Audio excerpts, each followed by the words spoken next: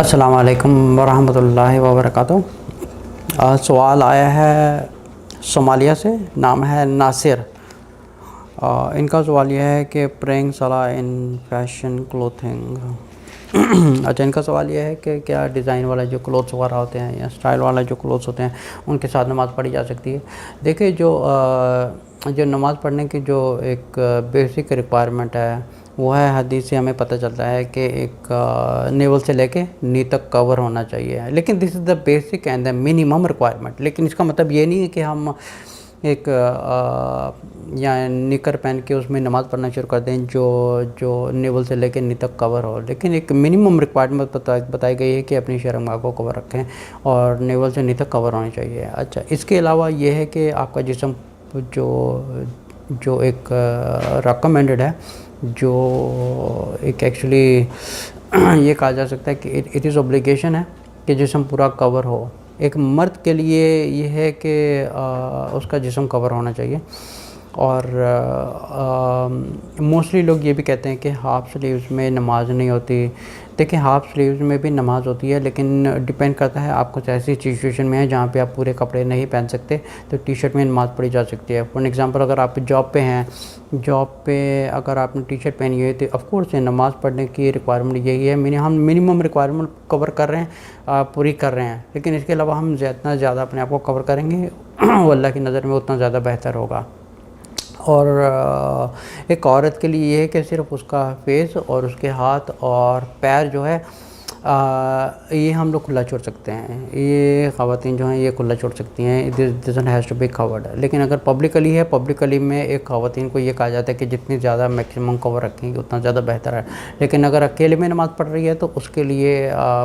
پیر کو اوپر رکھ سکتی ہیں، ہاتھ کو اوپر رکھ سکتی ہیں اور فیس کو اوپر رکھ سکتی ہیں، اور پبلک میں یہ ہے کہ فیس کو بھی کور کریں گے وہ زیادہ بہتر ہے۔ اب جو سوال آیا ہے فیشن کلوتھس میں نماز پڑھ سکتے ہیں، دیکھیں فیشن کلوتھس میں بھی نماز پڑھی جا سکتی ہے، لیکن اس کی جو مین بیسک ریکوائرمنٹ یہ ہے کہ کچھ ایسے کپڑے نہ پہنے جائیں کہ جس کے اوپر کچھ لکھائی ہو۔ اچھا، ایسے کپڑے نہ پہنے جائیں کہ جس کے اوپر تصاویر بنی ہو، اور اگر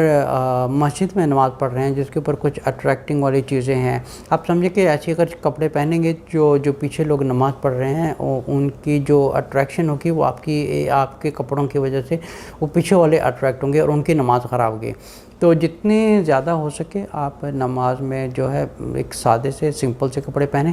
تاکہ اس میں ایک اچھے طریقے سے نماز ہو۔ اور اگر آپ مسجد میں نماز پڑھ رہے ہیں اور مسجد میں نماز پڑھنے کے لیے بہتر ہے کہ کچھ بھی ایسے ڈیزائننگ والے کپڑے نہ پہنیں جس سے دوسرے لوگوں کی ایک اٹریکشن پیدا ہو اور ان کا جو وہ نماز پڑھتے ہیں وہ ڈسٹریکٹ نہ ہوں، اور کچھ ایسی تصاویر نہ۔ ایسے بھی دیکھا گیا ہے کہ کچھ لوگ نماز پڑھ رہے ہوتے ہیں لیکن ان کے پیچھے جو ہے کچھ بیک شرٹ کے اوپر کچھ لکھا ہوتا ہے۔ اب جو پیچھے نماز پڑھ رہا ہے وہ ایک نیچرلی سمجھ کے قیام میں وہ کھڑے اگر اس کی آنکھ اگر سامنے جاتی ہے تو ایک نیچرلی ایک دماغ میں تصور آتا ہے، اور آٹومیٹکلی نیچرلی ان کے دل میں جو سامنے لکھا ہوتا ہے وہ آٹومیٹکلی دل میں پڑھتے ہیں۔ تو اس کا مطلب ہے کہ ایک سامنے والے کی نماز کی وجہ سے پیچھے والا کے جو نماز پڑھ رہا ہے اس کا بھی وہ بھی ڈسٹریکٹ ہوا ہے اور اس کی بھی نماز خراب ہوئی ہے۔ تو نماز میں دیکھیں کہ جو ہم لوگ کپڑے پہنتے ہیں جتنا زیادہ ہو سکے ایک تو سمپل پہنیں اور کچھ لکھا ہوا نہ ہو، کچھ تصویریں نہ بنی ہوں، اور تاکہ دوسرے لوگوں کی نماز نہ خراب ہو۔ اور خود بھی ایسے کارٹونوں والے یا کچھ بھی کلرنگ والے کپڑے نہ پہنیں، بلکہ جتنا ہو سکے آپ سادہ کپڑے میں پہنیں، وہ نماز اچھی ہوگی۔ لیکن کچھ بھی ایسے کپڑے نہ پہنیں جس کی وجہ سے دوسرے نمازیوں کی نماز ڈسٹریکٹ ہو۔ اچھا، ایک اور پوائنٹ ہے کہ کچھ لوگ مصلی کے اوپر نماز پڑھتے ہیں، مصلی کے اوپر کافی ڈیزائننگ وغیرہ ہوتی ہے اور کافی